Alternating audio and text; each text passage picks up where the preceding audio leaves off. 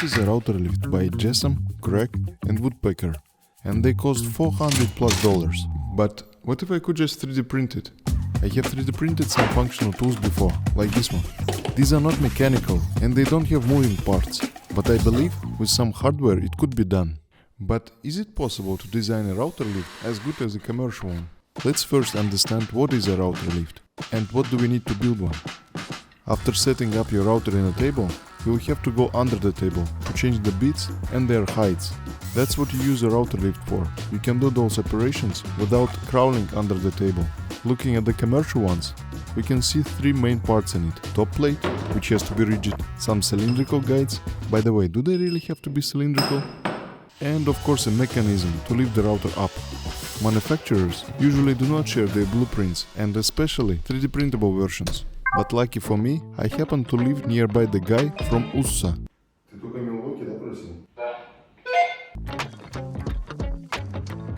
Открываем, пришли.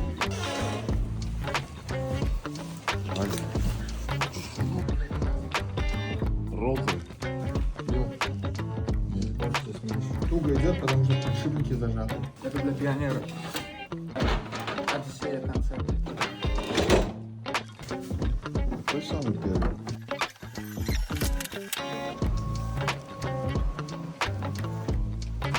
And I think he has an obsession with routers, and he has built several router lifts and jigs in the past.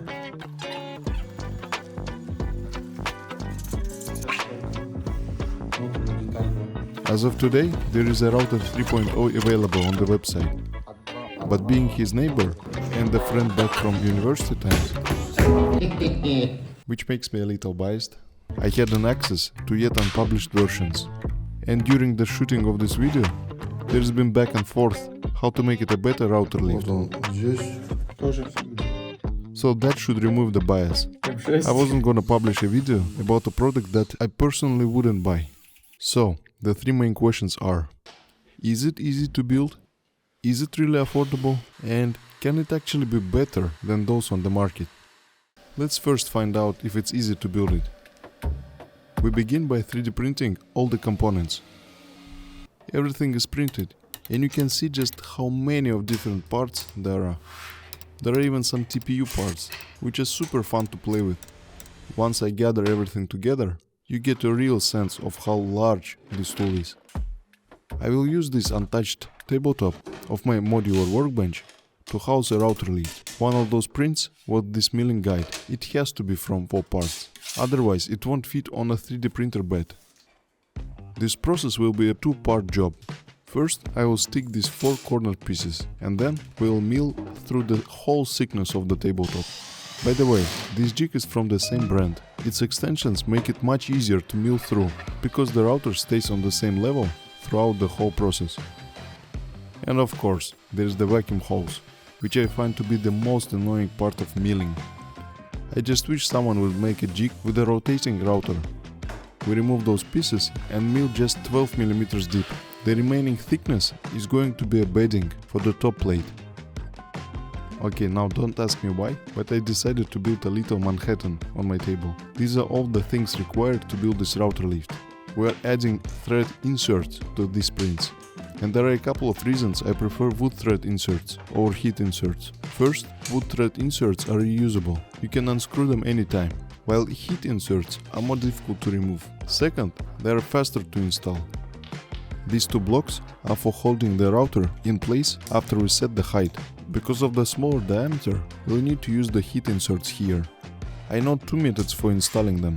One involves a soldering tool, but I prefer to do it the way I'm showing you here. The next part is going to house a lifting mechanism. After we're done with it, we deal with the chunky one. To reinforce an overall structure, we add 2 M6 bolts on each side. Next up is this long nut, which is a part of a lifting mechanism. Also, I have forgotten to add these side inserts on 2 previous blocks. Like I said before, that printer is too fast and it comes at a price. 2 M4 and 1 M6 inserts go on this side, and 8 M8 on the other side. They are heated a little longer, but also really easy to install. They will be used for adjusting the top plate on a table. If you screw them in deep enough, they will start raising the plate. These 2 M4 bolts will fix different diameter plates for different beats. The following process doesn't really need narration to understand. So let me quickly explain the name of this tool, the Odyssey. The journey to create this router lift has been long and full of twists. It all started almost 4 years ago with Uso's dream of building a router lift that was more affordable and accessible for beginners. From personal experience, he found most router lifts were bulky and priced over $400, which made them out of reach for many people just starting out. Uso wanted to change that. As he worked on router lift 1, 2 and 3.0, he discovered an enclosed vacuum lift system, which introduced a second goal, adding dust collection to the final design. But as the design progressed, he realized it was still too complex for a first manufactured tool. So he decided to launch a simpler tool, a trim router jig. And after a successful project, Uso decided to revisit the router lift idea. However, realizing that it's still almost impossible to achieve a lower price point, he decides to design a simplified version using 3D printing in manufacturing. More on that later. It's almost ready at this point, and after a little test, we can see this happening. In order to prevent it, we add this ring at the lowest point our router should go. These 2 knobs are required for the fixators to work. They push in an inner detail, which creates a friction that prevents a router from moving. Okay, now it's finally done and we need to install it. Those 5mm that are left after milling 12mm are not enough. That's why we use these accessories. We check the fit and adjust those M8s to level a plate with the table. We take it out and it's finally time to put a router in.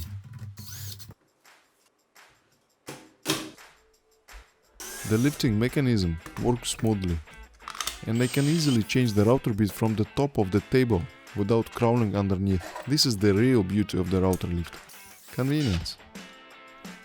After making a few final adjustments, we're ready for testing.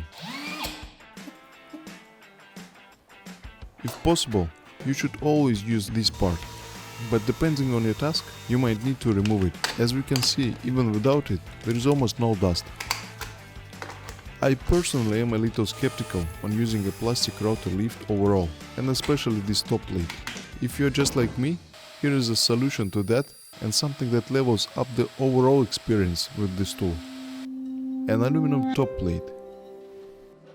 Back to the story. So he ended up with 2 different designs. In-house manufactured one that is not suitable for 3D printing and should be done from metal, with potentially patent tech. And the other one, specifically designed for 3D printing manufacturing. Now it has 2 versions, the more professional one, metal build, and 3D printed ROM for beginners. With both models, Uso was able to achieve the original goal of an affordable router lift, with the added bonus of dust collection. The name Odyssey reflects the long and winding journey of design and development that ultimately brought this tool to life. Okay, back to the router.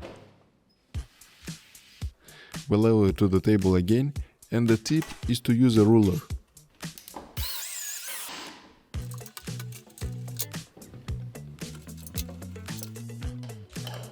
Dust collection is essential for small workshops, and it's something that sets this lift apart from most commercial options.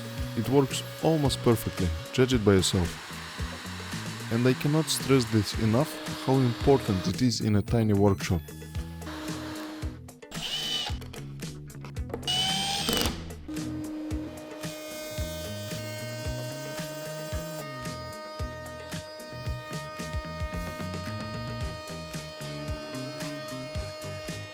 To answer the first question, and it's probably an obvious answer by now, it's not that easy to build, and here is the solution to that. The one that I've just built is gonna be manufactured by Uso himself, and mostly from aluminum, but he also designed a much simpler version, a 3D printable one. Here it is, much less components overall and especially hardware. You can see how easy it is to set it up, and you should be familiar with all the parts by now. I would just point out that the guides do not have to be cylindrical after all. They don't even have to be from metal. To answer the second question, I think it's super affordable. If nothing changes, the price for 3D model is gonna be $40, plus an additional $80 for a metal top plate, and around $270 for the mostly aluminum version. But in case you don't want to deal with printing and assembly, you could order an already assembled version with aluminum top plate, and it's gonna be cheaper for about $100 than this one. And now to answer the main question, is it better than commercial ones? It has a deal breaker feature that's not to be found on any other outer lift, dust collection. Just look how effective it is. Thick aluminum plate and robust guides leave an impression of a rigid tool.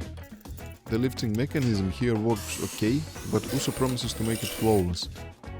And bear in mind, this is a prototype. Of course details are gonna be added, and surfaces are gonna be finished. Another standout feature is its compatibility for different routers.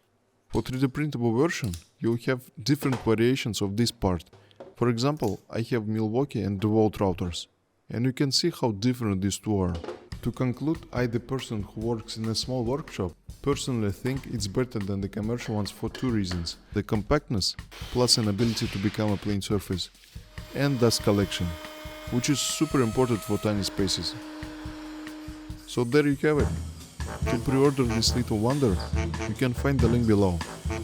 But if your main work with routers is done above the table, you should check out this pinned video about another product by us.